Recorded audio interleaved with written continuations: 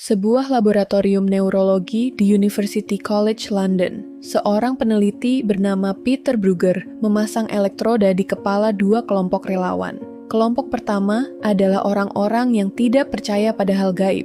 Kelompok kedua adalah orang-orang yang percaya kuat pada fenomena mistis. Ia kemudian memperlihatkan gambar-gambar acak kepada keduanya dan mengukur aktivitas otak mereka. Hasilnya mengubah cara ilmuwan memahami kepercayaan mistis selamanya. Otak kelompok yang percaya pada hal gaib secara konsisten menemukan pola bermakna di dalam gambar yang sepenuhnya acak. Mereka melihat wajah di dalam noise. Mereka melihat koneksi di antara hal-hal yang tidak terhubung. Otak mereka bekerja dengan cara yang berbeda secara neurologis. Bukan karena mereka lebih bodoh atau lebih cerdas, tapi karena kadar dopamin di otak mereka lebih tinggi. Dopamin bukan hanya hormon kesenangan, ia adalah hormon pendeteksi pola. Otak manusia berevolusi selama jutaan tahun dalam lingkungan yang penuh dengan ancaman nyata. Seekor harimau yang bersembunyi di balik semak, ular yang menyamar sebagai akar pohon. Dalam kondisi itu, lebih baik salah mengira bayangan sebagai harimau daripada salah mengira harimau sebagai bayangan. Otak yang terlalu sensitif terhadap pola bertahan hidup lebih baik daripada otak yang tidak cukup sensitif. Kita adalah keturunan dari mereka yang paling paranoid. Dan kepercayaan pada santet, hantu, dan fenomena mistis adalah produk langsung dari mekanisme kelangsungan hidup yang sama.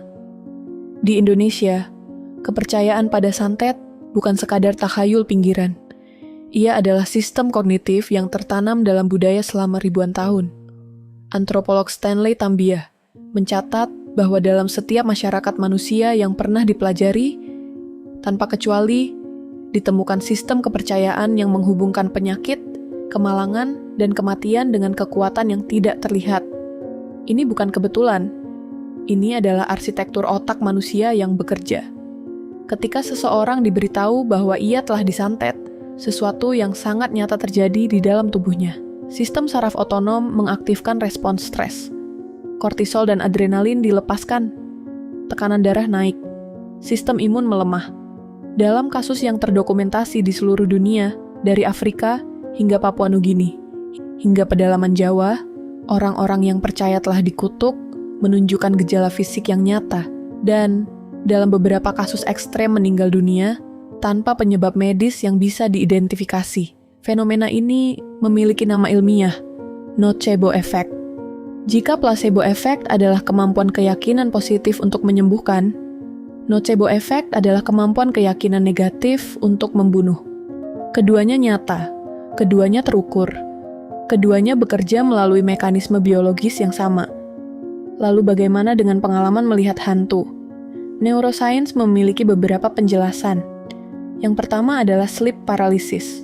Kelumpuhan tidur, kondisi di mana seseorang setengah terbangun dari tidur sementara tubuhnya masih dalam mode paralisis REM. Dalam kondisi ini, otak menghasilkan halusinasi yang sangat nyata, sering berupa sosok gelap yang menekan dada, suara-suara, dan perasaan kehadiran yang mengancam.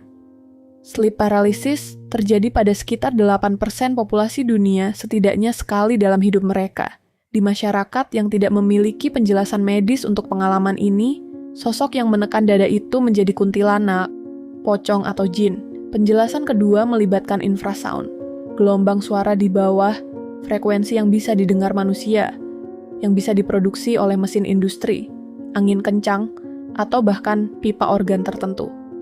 Penelitian fisikawan Vic Tandy pada 1998 menemukan bahwa infrasound pada frekuensi 18 Hz menyebabkan penglihatan kabur, perasaan tidak nyaman yang tidak bisa dijelaskan, dan sensasi kehadiran makhluk lain di ruangan. Bangunan tua sering menghasilkan infrasound karena struktur arsitekturnya. Ini bukan kebetulan bahwa rumah tua terasa lebih berhantu dari rumah baru.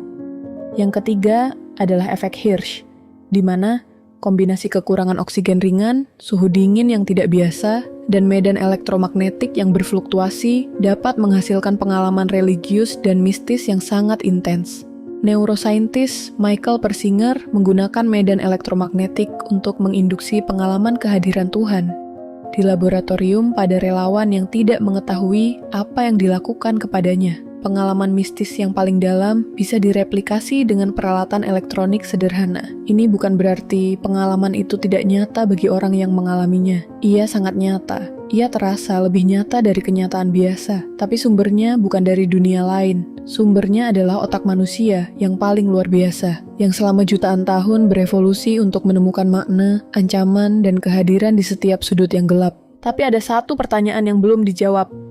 Jika semua pengalaman mistis bisa dijelaskan oleh neuroscience, mengapa penjelasan itu tidak membuat pengalaman itu menghilang? Mengapa seseorang yang tahu tentang sleep paralysis tetap merasa ketakutan saat mengalaminya?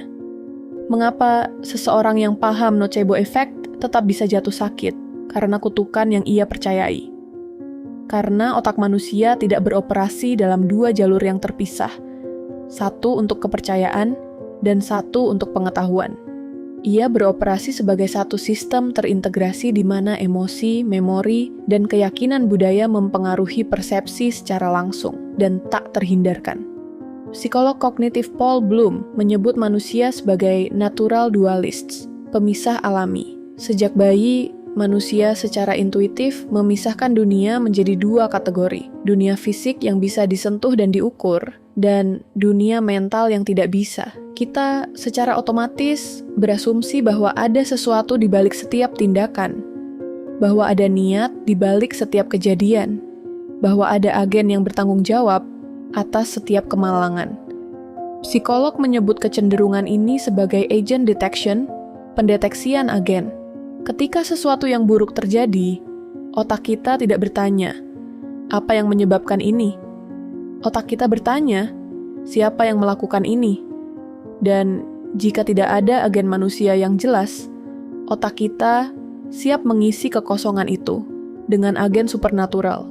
Santet adalah jawaban kognitif yang sangat efisien untuk pertanyaan itu. Di Jawa, sistem kepercayaan tentang santet bukan hanya sistem penjelasan tentang penyebab penyakit. Ia adalah sistem sosial yang mengatur hubungan kekuasaan, resolusi konflik, dan kontrol perilaku dalam komunitas. Antropolog James Siegel mencatat bahwa tuduhan santet di Jawa secara konsisten muncul di tengah konflik sosial yang tidak terselesaikan, ketimpangan ekonomi, dan ketegangan antarpersonal yang tidak bisa diungkapkan secara terbuka. Santet memberikan bahasa untuk hal-hal yang tidak bisa dibicarakan dengan cara lain.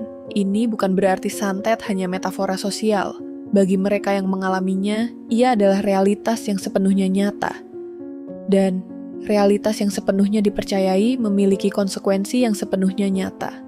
Neurosaintis Antonio Damasio menemukan dalam penelitiannya selama puluhan tahun bahwa tubuh dan pikiran tidak bisa dipisahkan seperti yang selama ini diasumsikan oleh ilmu kedokteran barat. Kondisi emosional dan kepercayaan mengubah kimia tubuh secara langsung dan terukur. Stres kronis karena percaya diri dikutuk menghasilkan perubahan imunologis yang identik dengan stres kronis karena penyebab psikologis lain. Tubuh tidak membedakan antara ancaman nyata dan ancaman yang dipercayai nyata. Ini menjelaskan mengapa dukun bisa menyembuhkan, bukan karena mereka memiliki akses ke kekuatan gaib, tapi karena intervensi ritual yang mereka lakukan membalikan respons stres yang sedang menghancurkan tubuh pasien. Ketika seseorang percaya bahwa kutukan telah diangkat, sistem saraf otonom mulai rileks, kortisol turun, sistem imun pulih, gejala fisik mereda. Penyembuhan itu nyata. Mekanismenya bukan apa yang dibayangkan.